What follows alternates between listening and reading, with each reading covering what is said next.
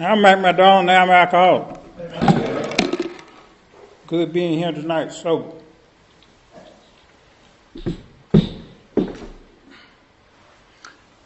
this is something I don't like to do. I still get nervous. After 35 years, I still get nervous when I get up here and start to speak. They say when you see a man pull off his coat, it's finna get rough.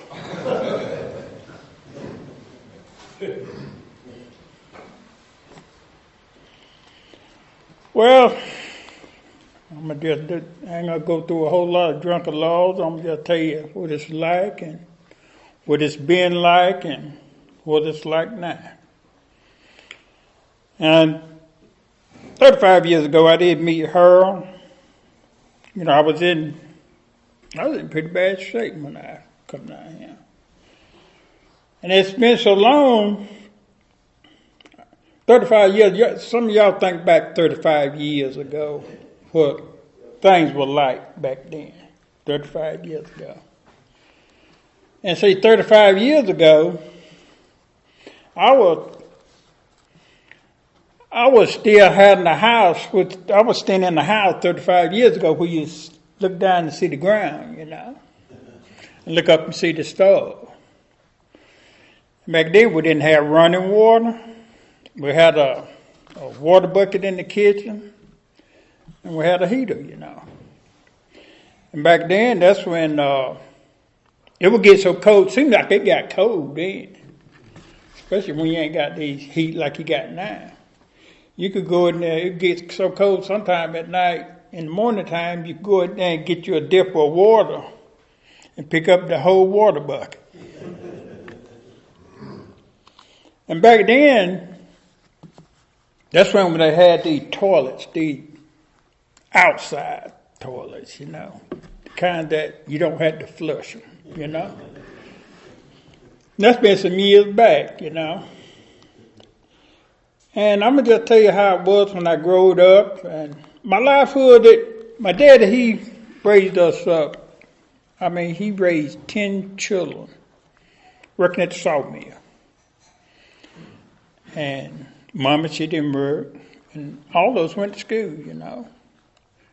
And Daddy worked for Wayne Loudermilk, cutting logs. He told the home light saw, I know he used to cut trees in the wood. He'd bring saws home and sharpen them at night so he could work the next day. He told him, I mean, it wasn't these small home lights, they're these big home lights, you know.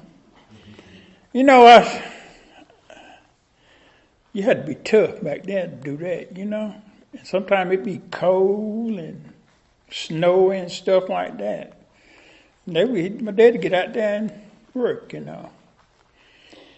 And, you know, I felt sorry for my dad at that time, you know, and he was tough. And I don't see how he raised 10 children like that. I mean, it'd be tough, you know.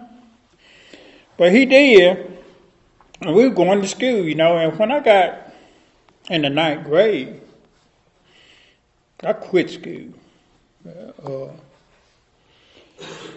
And see, when my daddy come home in the evening time on Friday, I'd be looking forward to Friday evening. Because when he come home, he'll bring us cookies and Cracker Jacks. And man, I'd be love to get them Cracker Jacks with that prize in. I just used to love to get a tattoo then, them stick-on tattoos. Now these tattoos they get now, they won't rub on. And, you know, my dad, he got one Friday, he would get drunk. I mean, you know, I was, you know, so he'd do all right during the weekdays, but on Friday, I never could understand it. You know what I mean? I know what liquor was, and come to find out that's what he'd be doing, drinking liquor, you know. And I said I'd never be like my daddy, you know, drinking and going on like that. And come to find out I was worse than my daddy. And, you know, I seen my daddy come through this program I mean, he didn't come through the program. He didn't come through treatment center, but I seen him get sober before he died. And I seen, and I brought him to some meeting. But back then, when my daddy was drinking, they didn't have no liquor stores back then. They had bootleggers, where people go out there and make the liquor and liquor steal. And Daddy used to drink that white liquor, man. And I one Christmas, he gave us a little liquor and got us all drunk. And ever since then, I mean, we were young then too, And I always put that on my drinking. But that ain't what it was. I was going to drink to start with already, And people I hung out with too, they drank. As time went along, I said, they had a bunch of beer joints around there. You go all up and down the road, Ellerby, Norman, Winslow, to these beer joints. And back then, young as I was, one big Budweiser would take me on out there, I mean, it didn't take much for me back then. But as time started going on, it started progressing. It take more and more for me to get on out there. Then, I just got tired of drinking. I mean, when you got drunk off of beer, you were drunk. And I got tired of drinking beer because it looked like beer just made my gut get on out there, and I just stayed to the bathroom all the time. That's when people thought, see, you get yourself a pint of liquor, see, you won't have to drink about that much, and you be on out there.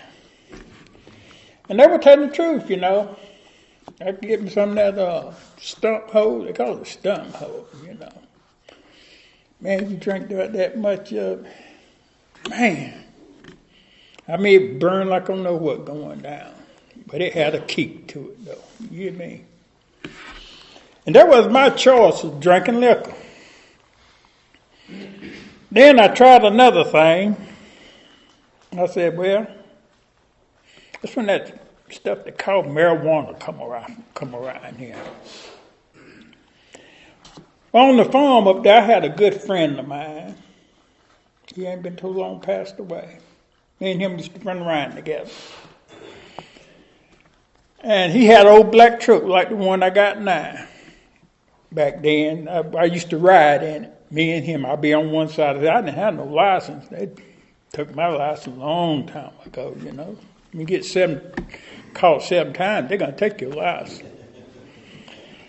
And I would ride with him, and I worked on that farm. And back then, they didn't have the airplanes and stuff. Now, they can go out and spot this stuff out now. They got them cameras and stuff, but back then, you could plant it everywhere. But on that farm, we had marijuana planted in X-Way. We had it just about whole Richmond County planted, it seemed like. And see, back then, he could get them pills from 357. But, I seen 357s in stoves now. You got to daze and look every now and then. I see 357 pills in the stove now. But he used to get them in big bottles of them. And I tried to smoke marijuana. I just couldn't hang with it. I mean, that marijuana, it was... If I smoked it, I had to sit here, and I had nothing else to do and have a table full of food. You know what I mean? Because that stuff would make you eat. I mean, I would eat stuff I didn't even like. I'd eat a mayonnaise sandwich. And back then, marijuana was so plentiful then. I know a lot of you know Raymond Goodman. When we roll a cigarette, a joint. We rolled one just like the cigar you see Raymond Goodman smoke. Put them papers together and be a big joint. And I said I couldn't. It just throwed me, but he could. With him, he could percolate. He could do anything he wanted to do, you know. But I tried it, and I just couldn't hang. And we would take some kind of pill, so it'd make you see colors, you know. And we'd take some pills, you know. He said, Mac, this here make you keep on going. You drink that liquor and keep going, you know. I was eating them pills, you know, and drinking that white liquor, you know.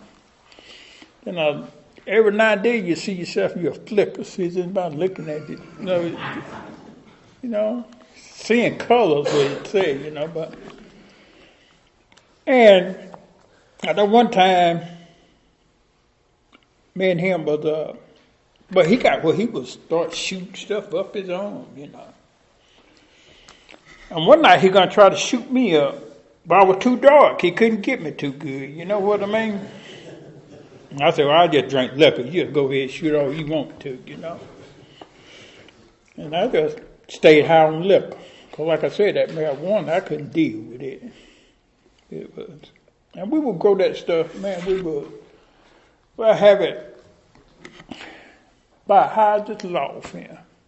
I mean, when we went and gathered, we would gather big glad trash bags of it. And we even took the roots of it and made tea with it, marijuana tea. I mean, and back then he was the man, you know, and I thought doing something big, and he did too, you know. And, you know, that was a good friend. And, you know, think about way back 35 years ago, long time ago, you know. So that's when they had that place they called Crackers. I don't know if y'all remember Crackers over here. It was a club, you know. And, you know, somebody like me, I wouldn't belong in Crackers, you know. But I'd be with him, and I go to Crackers. He said he with me, you know, and wouldn't nobody bother me, you know. But they'd be gathering around, you know. I just know they're going to whoop my ass. You know what I mean? But he said he with me. And so he was a big man back then. I mean, you know. And we would go to beer joints. But back then, see, they had beer joint, white on this side, black on this side. I'd be over here on the white side. I was with him. He was the man, you know what I mean? And I just look at them. I'd be back drunk, you know. He'd be smoking that reefer. I'd be back drunk. I'd be over there. I felt like I was somebody, you know. I'd be over there grinning at them. They had a little window where you could see across there. I look across there every now and then and wave at them.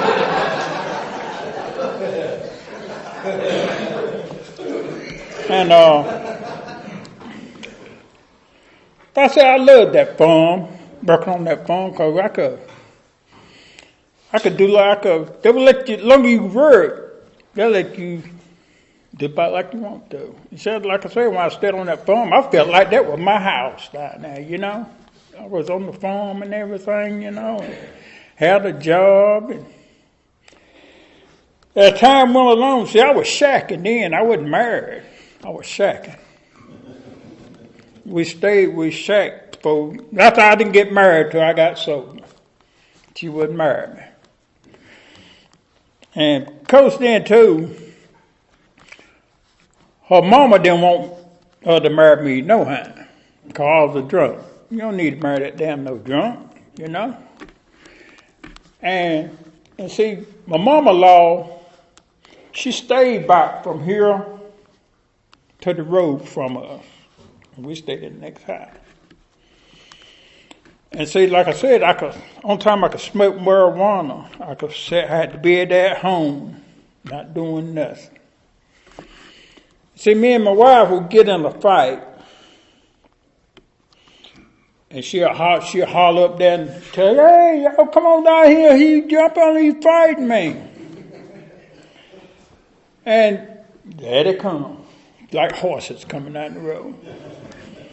They'll come on down there and just tear my ass up, whoop my ass. And see, I was plumb helpless then when I was smoking marijuana. I couldn't do nothing. I just sit there and take it like a man.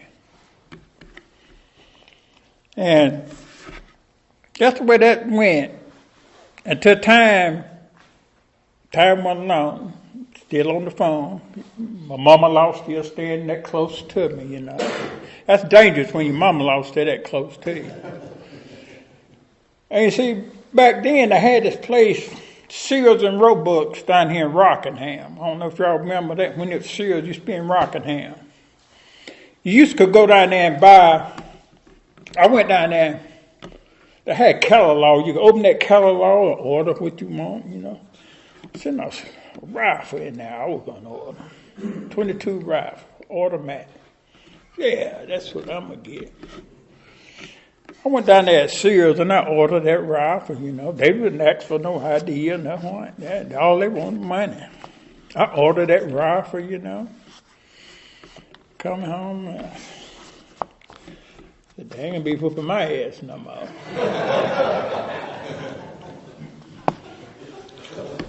I bought that rifle, you know, and it was during the summertime. Me and her got in the fuss again. They didn't know I had that rifle down there. She hollered up there, hey, he's jumping on me down here. There they come running down the road just like horses. Coming down the road, jump on me. Boy, I've had that rifle loaded. I pulled that rifle out. I started shooting. It was automatic. Shoot 16 times. I started shooting. And there was a cornfield right beside the road there. Y'all hear them hitting that cornfield. You hear sound like they were chucking corn out there. But then they called the law. The law come back. Took me to jail. Man, I was scared then, you know. And my mama, she couldn't wait. She wanted me to go to jail. She wanted me to go to prison, you know, because she didn't want me talking to her daughter, you know. Well, I know I ain't going to call this lawyer's name, but I know a good friend of mine. He's a lawyer in Rockingham. And I talk with him now a lot. And he said, Mac, what we going to do? We're going to get this thing thrown out. He told me when to come to court. You know, I went to court a time or two and she wasn't there. Then the next time I went, come up there and my lawyer had got it dismissed. And then somehow or another she was in there. And she said, no, you can't dismiss this thing. She said, bullet ain't got no eyes. You know, she just raised this thing. She said, we're going to reopen this case. But too late. You know, I done got it dismissed, you know. Oh, glad. Oh, happy, you know. Well, the time went along. See, my wife always had to take me around everywhere I go, because I didn't have no life, you know. And see, one time I got caught. I got caught a few times before we started shacking. And got married. No, I didn't get married. But I got caught one time. I had to put time down at the jailhouse down there. I was a trustee. That's when they had the liquor store in the bottom down there. And they had Holiday Restaurant was on the other side. Red LeGrand used to work there. Because Red used to go with us some wine. We would be the trustee and we'd sit out there and see Red come down the road and send him to get us some wine. Time or two, Red went and got some and then come back. And I got out of jail, went back home. I said, well, I ain't going to drink and drive no more.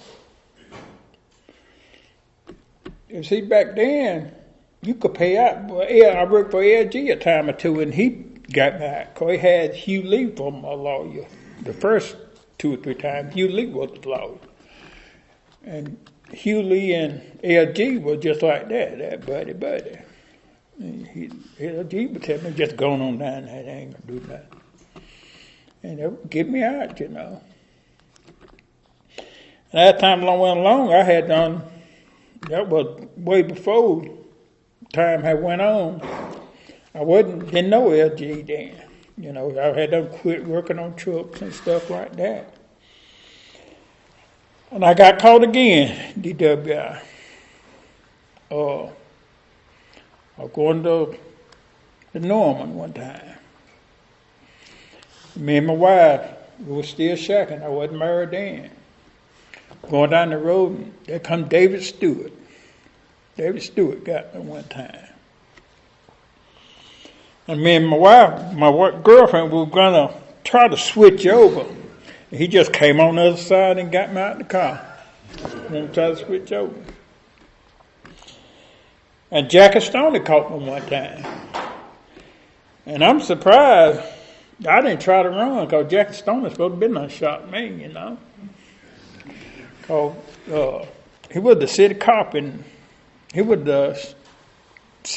up there in Alabama. Y'all had to excuse me, I chewed back. One time I got caught, I had Mark Newton was my lawyer. I went up there to see him. He said, look at him.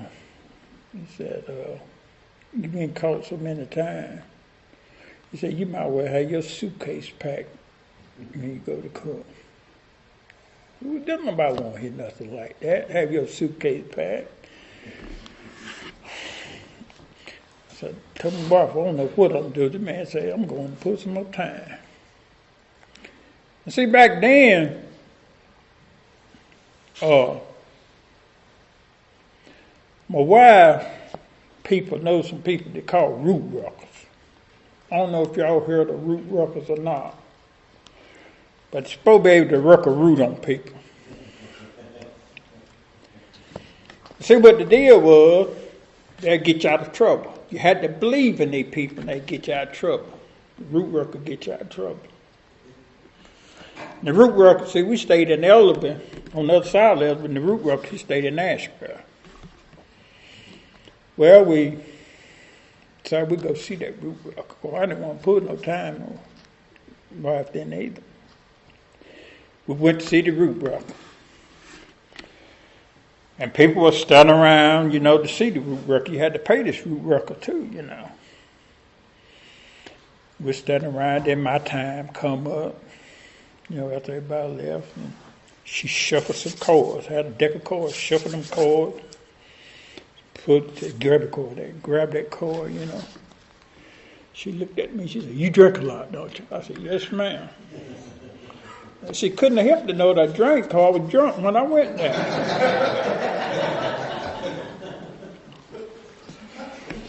And we gave her some money. You had to pay these people. Like I said, you had to believe in it for it to work.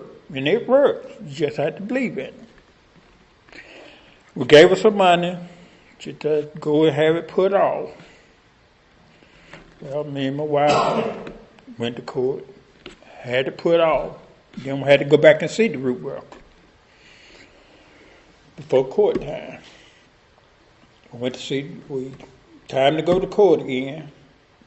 Went to see this root worker.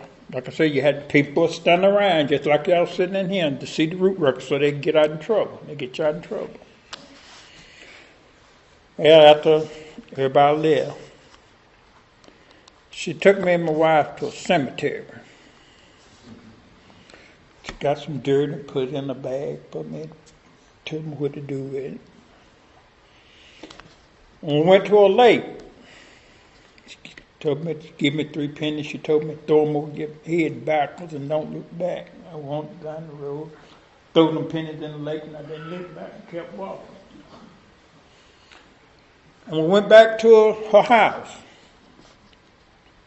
She give me some stuff to put in my shoe for when I go to court. And she give me a piece of root to chew on when I was in court. And me and my wife, we had to pay her. You got to pay these people. You got to pay your bill. So we paid her some money. She said, y'all just go on to court and everything. And everything will be all right. You won't get no time.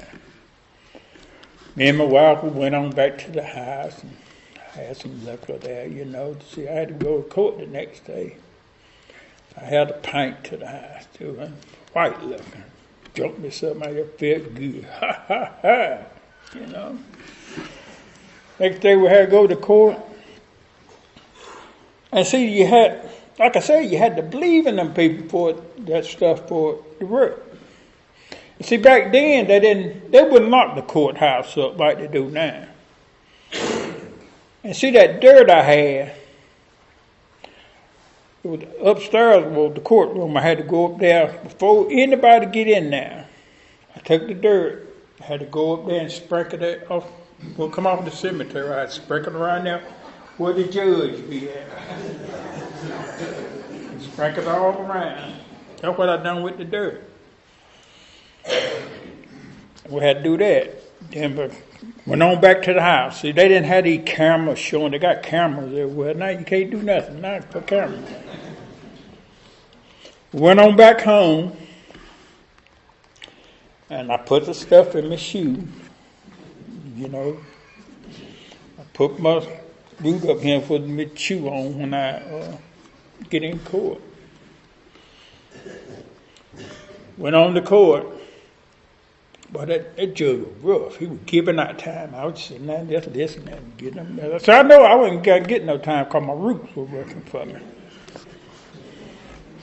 But he was tearing them people up and giving them time. I said, now I'm about half high, Then my turn come up. I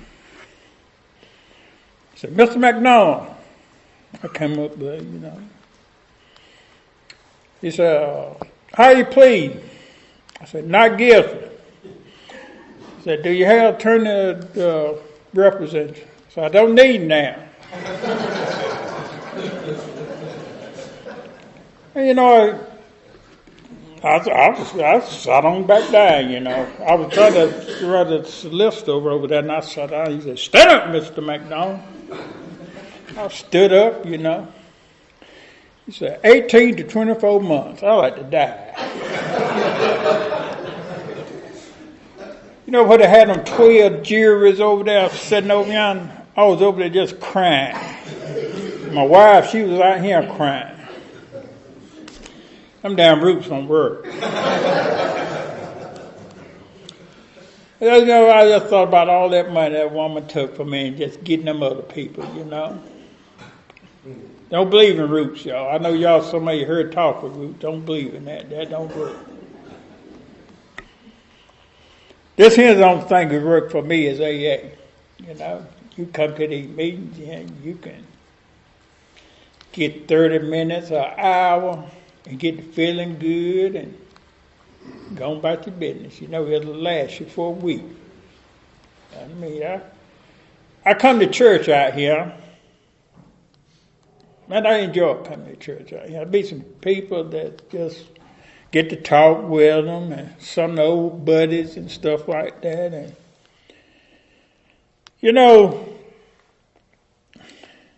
I had a relapse in that 35 years. It had been 36 years. And I come back down here and I asked Harold what to do. He took me up there to detox. I thought he had took me to the crazy house, 7th Street detox up there. And I came back and I stayed sober, 35 years. He told me what it took. That's what it took, And in these rooms is what the power is. It don't take but an hour to make you go a whole week or 2 weeks, to get this good feeling. And I'm happy now. And I come from that stage. I mean, I ain't here bragging or nothing like that. I got a good job. I'm able to buy what I want. I got my own home and some more land too. Drives always wanted a Corvette. Bought me a Corvette and them 12 promises. What that fella read up here a while ago. I seen all 12 of them 12 promises come true. It ain't overnight. As time go along, it come true. I mean, it'll take a while, but it's true. A day at a time. And that's when I'm sober now. A day at a time. I mean, you're going to still have them hard times and just going to have to deal with it. Know how to deal with it. And I say they had to get a sponsor. Glad I got a sponsor. I don't communicate with him like I need to. 'Cause I know he be tied up, busy, but I know not to drink. You know? That's the main thing. I know what not to drink. And I'm happy now. I've been married. After I got sober, I got married and got me a boy now. I mean, it's amazing. And when you come through this program here, they're just like taking, you know how you take a baby and slap him on the back, the doctor wake him up. That's the way they done me, a grown man to wake me up. They woke me up here. And I'm just not learning how to live. So you got it's bad to say, but in this world, there's grown men walking around. I ain't talking about none of y'all. But it's grown men walking around that's in a child's mind. Don't know what living is all about. But you get sober, you will know. And you enjoy life then. I enjoy every day of it. I mean, sometimes everybody have hard time. You're gonna have hard time. But now, I'm happy and it's good you've got a program like this to keep you going. I'm thankful. I am grateful too. And I'm happy. I want to thank her for having me to speak. I know I ain't speak the whole hour, but this is what it's all about. Living. Growing up and being woke up and living. And that's what I'm doing now, and I'm living.